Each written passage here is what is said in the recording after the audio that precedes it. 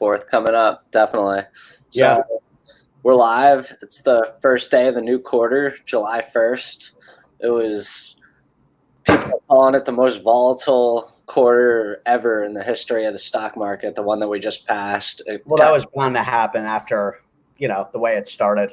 Exactly. It was the biggest increase in gains in a quarter since 1987, which also was the time that there was the 1987 crash. So it makes sense. Yeah, that's never usually a good thing from looking back in term. Well, it depends, but in terms of the reason that happened was because shit hit the fan. So anytime you see that, it's because there was a catastrophic event.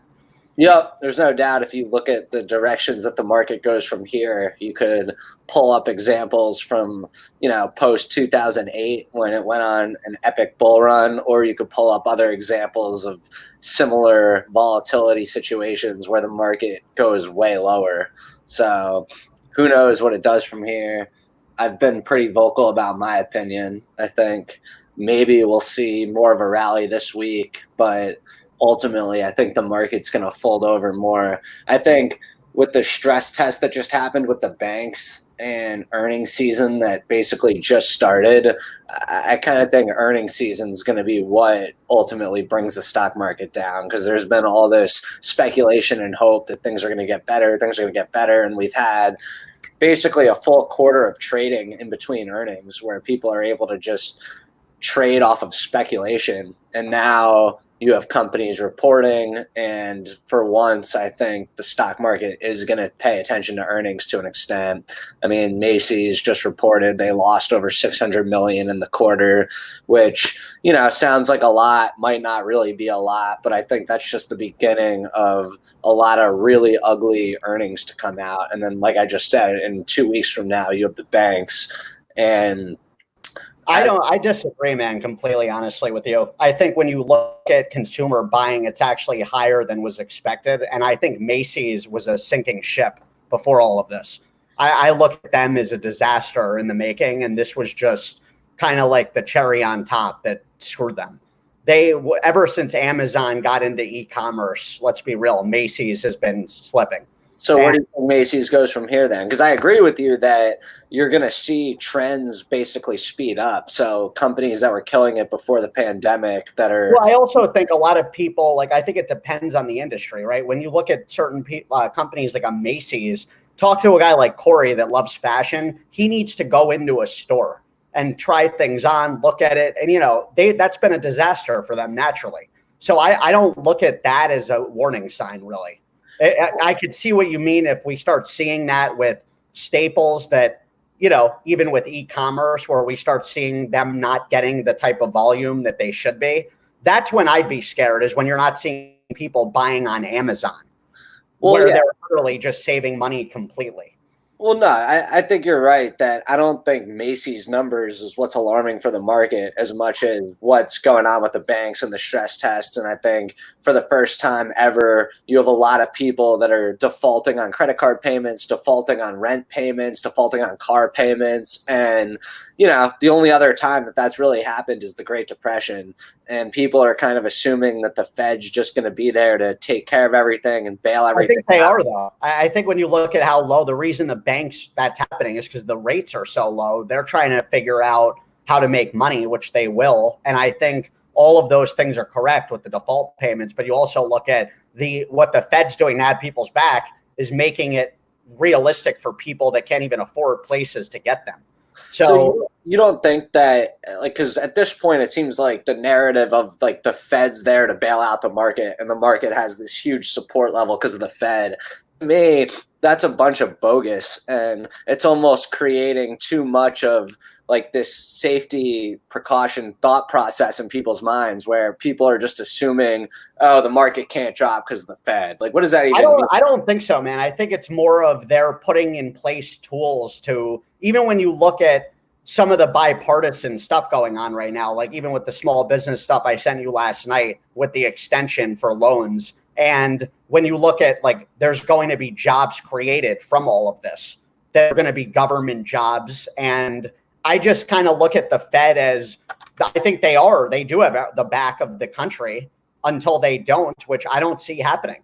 I think we're set up until the dollar is not looked at universally as the go-to currency, which at some point, who knows where that's going. But it seems like you've been bearish the last couple of weeks heading into the next stretch here. I'm not. Well, I mean, I think there's just a couple signs that are huge warning signs to the market. It's the election year. Even when you look at Fauci with this virus talk, it's set up for us to have volatility in the markets. That's what this is. All of this revolves around Trump versus whoever. That's where we're at now. That's really what we're talking about. Everything else aside, when you really break it down, that's really what this is.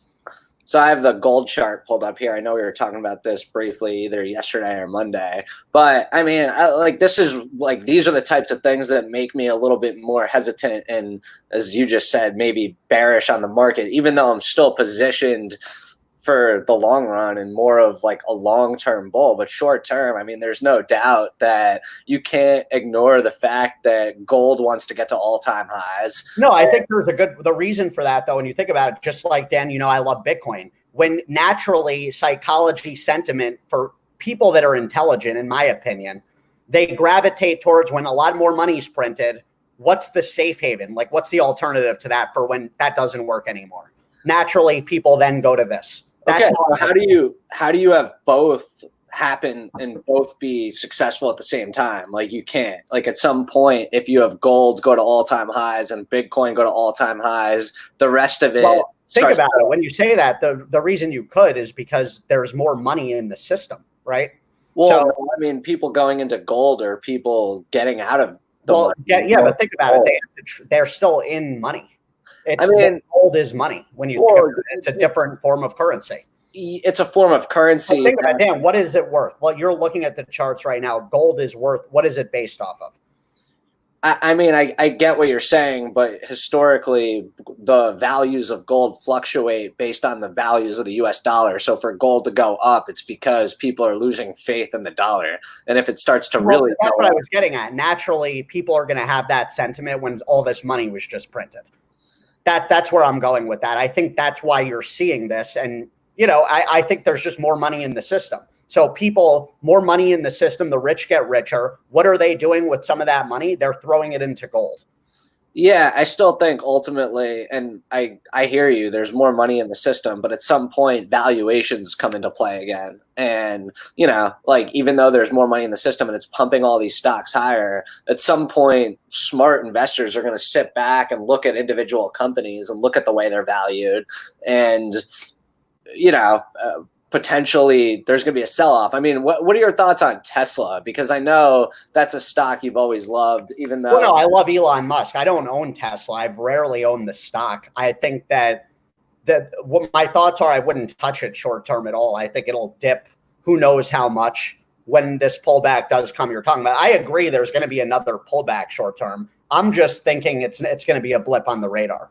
I think it's not going to be anything too crazy. We're not going to test lows from March. I think we're going to have some volatility the next couple months, but Tesla, I love. I mean, how can you not love Tesla? No, I mean, I do too. The guy dreams about who knows what, but anything that's on his mind, part of that could be going into this equation. And I would not bet against Elon Musk. Yeah, I mean, really unless he is somehow dies out of nowhere or leaves Tesla out of just being like, I'm sick of this. I would not bet against the stock, but this is not a good entry point. No, and they've been getting so much love lately, and I'm pretty sure they're expected to give an update this week about how many cars they plan on delivering for the quarter. And think about the credibility anchor now on another level when you have companies that are existing to compete with Tesla that come up from scratch that raise a lot of money. Where it's like, oh, we're the Tesla for trucks. So all of a sudden you have companies comparing themselves to Tesla. It sounds familiar, like when Musk started Tesla going over, oh, I'm like Ford of electric vehicles. Doesn't that sound interesting? So yeah, well, I mean, what are your thoughts on Nikola? I think CNHI is the better gamble there. That I know I've brought that up a couple times. It's ridiculous when I look at it. I don't like this stock at all. I don't think it's a good move. I think if anything, it's a good short. I think there's way too much speculation on, my thoughts on the word potential. It's potentially dangerous. that, like we talked about, like with penny stocks, they could potentially go bankrupt. That's why you don't throw too much into them. Yeah, and people have been trying to make the comparison that Tesla, when it first IPO'd, was trading around where this is now. And that's where I don't like this stock at all. They're basically comparing this company to Elon Musk, which is a disaster. Which is a very dangerous game. Yeah, I would short this company. I know you brought that up, I think, last week. This is not one I like. Dan, but bring up Eric. I know we talked about before Eric. I just want to bring up Seattle Genetics really quick because I know SGEN. This is a stock that I've been big on this show for really since we've started. Didn't you get out of that?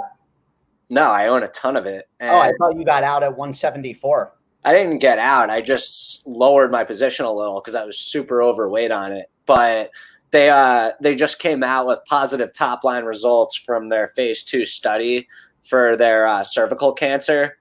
And, you know, there's a lot of people that are coming out saying that a company like Merck needs to go ahead and buy a company like Seattle Genetics for way higher than they're trading at now. So I think this company is going to keep going higher. I think they're kind of in breakout mode right now. Yeah, and you want to break down a PE ratio for our viewers, because I know we talk about a lot getting into companies that could potentially get taken over. And I think we should dive into how that might affect certain PE ratios where they might look a bit inflated, but there's a reason behind it. Well, I mean, so PE ratio is basically a way to indicate a stock, what they're projecting for the stock to gain and to grow in the future. So, like, I have Eric pulled up right now because I know this is a stock you've liked a lot. I'll be buying Eric today, actually, a good amount of it. Yeah, so tell us about it. So it's a telecom company out of Stockholm, Sweden. And when you think they are huge in 5G in Europe, they basically have been the main competitor of Huawei, however you pronounce them. And as we know, with the narrative now, with the distrust with security with China, and there being supposed breach in the networks and Chinese spying networks going on. So now there's an all-time distrust. Europe is not going to be using Huawei anymore. So it'd be like in our industry, Dan, DoorDash not being an option in any of our markets for consumers, where they wouldn't be allowed. So when you look at that, and the US needs to keep pace with China with 5G, and Huawei has been banned. It's looked at as a security threat. They brought that like a national security threat. So when you look at the companies that are going to be winners from that, because it's clear we're heading into the 5G era with super Wi-Fi, it's coming. I know it's been a sexy trend word for a while, but it is coming. These guys are based in Sweden. Them and Nokia are going to be the two companies that are the major winners out of this. And to me, and I've done a lot of homework on Ericsson, they're a takeover bid. The U.S. government, they're going to most likely entice a company like a Cisco in that world to take over Ericsson, which would make a lot of sense to power the West, being the U.S. and Europe with 5G. And again, we're in that East versus West battle, new age. Think back to the Rocky movie theme with Russia. Think back before that. It's interesting. And, you know, back to, I know we were just talking about PE ratio. This stock, and I know we were talking about it yesterday, its PE ratio is 139. And PE ratio is price to earnings. And usually it's just a way for investors to indicate how much the company is valued relative to its actual earnings. And a lot of the time, and it's not the only indicator to look at, but a lot of the times it's basically showing what a company needs to show for year over year growth in order to be in line with where it's valued. So when a PE is 139 times, that kind of implies that the company is in hardcore growth mode. And when you have earnings come out, it really needs to show that it's growing. You know, one could argue by 139% year over year to support the PE of 139.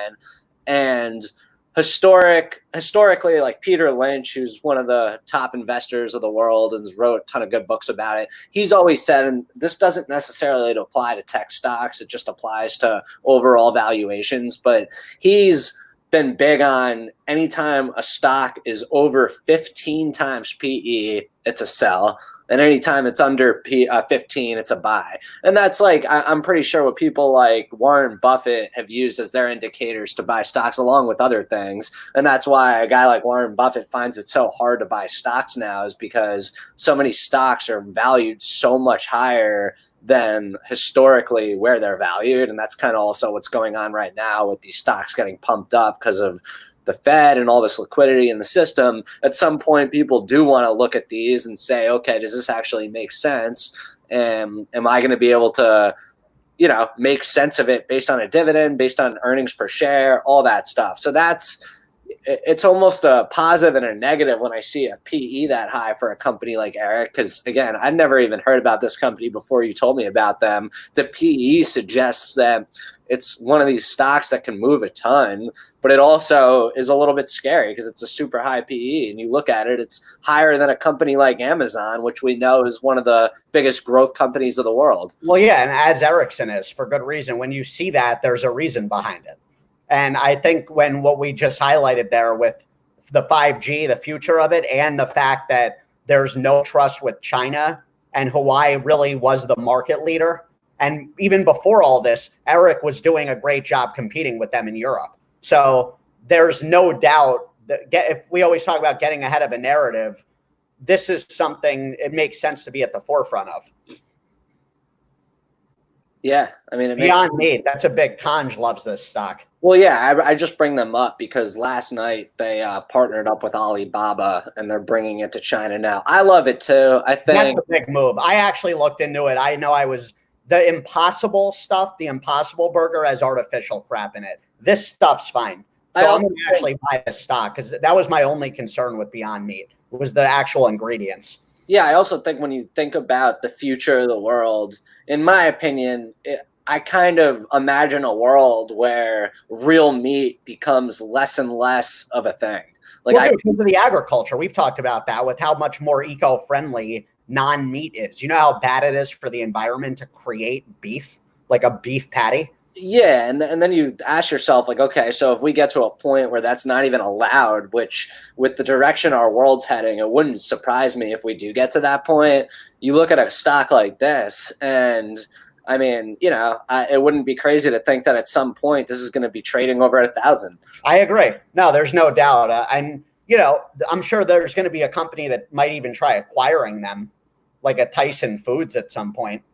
Out of having to. I don't know if they'll even be able to afford them, but these guys are clearly set up to conquer. Because there's a couple things going for them. One being, to me, the biggest proponent is the environment.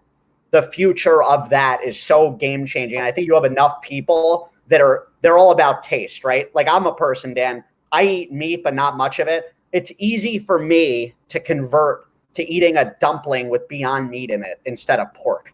Definitely. In a heartbeat. And I've had the Beyond Burgers. They're phenomenal.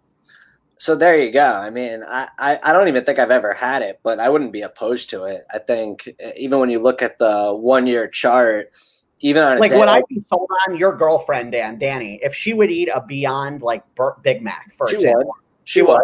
See, that sums it up. There you go. And she's a healthy eater. So that type of thing, when you have someone like Danny in that mode that's willing to maybe, who knows, in the future, stop at a McDonald's on the way home, pick you guys up some Beyond Burgers. That's where I even go back to loving McDonald's if you want to pull them up. They have not been acting too great, and I'm kind of surprised because I'm expecting them to be a huge winner of their next earnings report. I don't know when they're coming out, but they should have seen a huge uptick from this virus you would think with people with the germ issues, with people being worrying about social distancing, just doing drive-through, the dine-in not really mattering as much. I don't know. I think they should be trading much higher. Yeah, I mean, they have their earnings at the end of the month, actually the same day as your birthday, so maybe that'll be good omens for them. Oh, that's obvious. I was fortunate enough to get in on McDonald's at the absolute low point in March, so I'm up huge on the stock. That's awesome. And yeah, I agree with you. I think they're one of the winners. I think, a McDonald's is a place that when you think about the future, it's not crazy to imagine McDonald's no longer having any meat at all, but adapting to the Beyond Meat movement, the Impossible Meat movement. I can see them buying Beyond Meat, Dan. When you think about an interesting, right? That's an interesting. Yeah. That's actually really interesting. Yeah, when you really think about McDonald's, like they're always ahead of the curve, like they were with the real estate game back in the day, with the land, with the franchises. I think there's no doubt they're going to see the narrative there and be like, oh, okay, because they could afford them. Yeah. And then, it looks like, just to turn to the markets for a second, this morning, it looked like the futures were pointing to the Dow opening up down over 200 points. Then the ADP job numbers came out. They seemed pretty strong. It's tough to really know how strong they are because everything is just in such recovery mode that anything seems better than it was a month ago. Dan, you know why though, with you bringing that up, I'm so bullish on another level. I think we're going to just see this, regardless of who's even whether Trump's elected or not again. The stimulus package is coming, the infrastructure bill. I'm sorry, there's going to be another stimulus package, I think, but an infrastructure bill is being passed. There's no doubt, and it's going to. When you say there's no doubt, I completely disagree because no, there will be, because that's something. There's enough agreement on both sides. It's needed for so many different reasons in the country. I don't think the Democrats are going to hand the Republicans that type of victory right before the Democrats. Well, no, the Democrats want an infrastructure bill. I'm sure they do. But for them to terms of it, they want differently, obviously, but on a whole different level. But, yeah, the infrastructure bill is really both sides giving Trump a huge victory heading into election. Well, no, let's keep it real though. With Trump, whether it's either going to get passed from him being reelected or it's going to get passed with a new president. All right, so you like the stimulus bill, but not for months from now. Well, no, I think we're going to have another stimulus bill before the election. Before the election? Yeah, without not an infrastructure bill necessarily, but I think there'll be another check cycle with sending people money. And that's something no one really gives the administration credit for. That was done pretty damn well, the way that was constructed. Yeah, I mean, it saved the stock market, that's for sure. It probably saved a lot of people. No, and I think, Dan, that's something we have to think about, too, of there being another wave of that here. With this resurgence in the virus, the unknowns there, the small business extensions with the loans, I just see that happening. There being another $1,200 check coming. So that's something that would make the market pretty happy.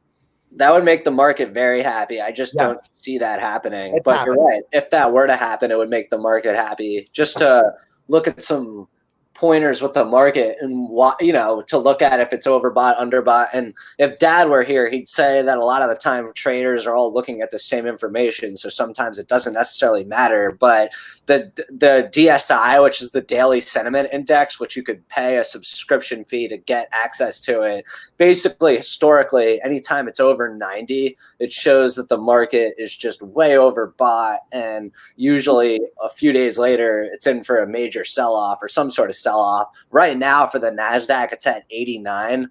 And for the S&P, it's only at 79, which means that there's room for the market to go higher. I think we'll have a little this week and next week. We'll have some nice days, and then we're going to have some issues. It's also low volume trading. Well, that's something to bring up too, Dan. It's the 4th of July coming up. Historically, there is a nice little mini bull run into the S&P the last couple of days leading into the holiday. So I think that's something to think about. Low volume, people are in a good mood. They're always bullish going into holiday season, even though shit's hitting the fan with the unknowns of the virus.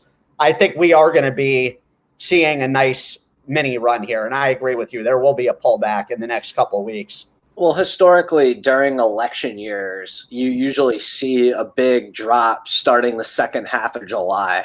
So history is sometimes a good indicator on what the market does because it does repeat itself a lot. And according to history, you see a little bull run from here for the next week or so, and then you see a big bear. The problem is so many people look at those as ways to try and time what the market's going to do that usually what it's going to do happens sooner or later than people think it's going to do. It might be a week later or earlier, who knows? But I do think I'm feeling like things are going to be fine the next week or two. looks like the market's going to end up making its way positive today. I mean, I think we're going to have a nice end of I think we're going to have a solid day today. The Dow was 200 to 300. like it was going to be down 280 points. Now we're looking at it down 50 to 60 points. And I think we'll end up. And I told you that thing that came out on last night that I thought would react well today with the small businesses.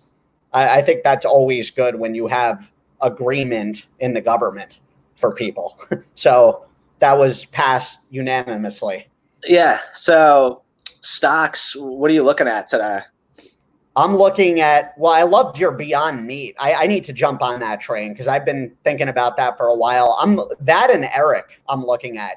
I know I bought into Hog the other day and also Mondelez Snacks I'm back in. And I have those 3 psychedelic stocks that I highlighted. So those have all been entry points this week.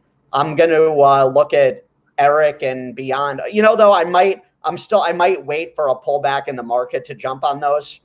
So I'm already I'm in margin a decent amount. Then it's not like I'm on the sidelines here. Yeah, no, for sure. So for a possible day trading stock today, I'm going to have my eyes on United Airlines. They're looking like they have a lot of volume, and I've done well trading American Airlines. They just said that they're going to add about 25,000 flights back to its schedule starting in August because they're seeing a big increase. And they're popping up on the volume radar this morning. And isn't that interesting? That's being announced with all this virus uptick simultaneously. Well, yeah, I saw Delta announce that they're adding alcohol back to the flights, which is a little bit smaller of an announcement. But yeah, I mean, I think we know people are starting to get on flights again. I don't think it changes the economic outlook for these airlines who have awful balance sheets. I think you might still see one of the major ones declare bankruptcy here in the next few months. And that would, it's definitely not going to be Delta. They're in good shape. Yeah, I think it might be American Airlines, but I honestly have no idea. It's just if that happens, it's going to send the airline industry way lower. All the stocks will trade lower with that news, you would think. I don't know. Or maybe not, because there'll be less airlines and less options. And then Boeing, just to give a quick update here, apparently they made some key changes to the 737 MAX, and they did not come out and say that they made those changes. So Boeing is clearly giving up some of the gains it had 2 days ago. Yesterday, it was down pretty big. Yeah, I couldn't say I was upset about that because I sold off all my Boeing at 185 and change and figuring I'd be able to get in on a dip because every time I had held it, shit hit the fan with it again. And I was like, what am I doing still in this? Yeah. And then INO in its own way. Inovio, just the symbol INO, it's been one of these pharmaceutical companies that have gone on an insane run.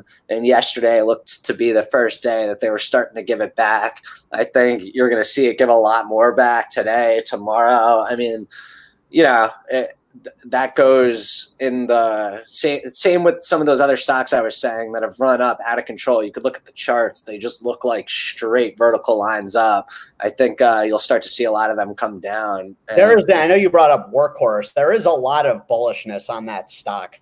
So I don't know. I don't know if that is necessarily one that is just going to lose steam. Well, Workhorse is interesting because I saw they actually had some sort of announcement yesterday. Yeah, I've been hearing some positive stuff on that company. I don't know if that is the best short candidate. They got a $70 million security purchase agreement. I think it's a great short opportunity. Like this stock, this is just not a healthy looking chart at all. Get on the horn with Nick Moore about that one. I'd love to. Yeah, I think he's a big Workhorse fan.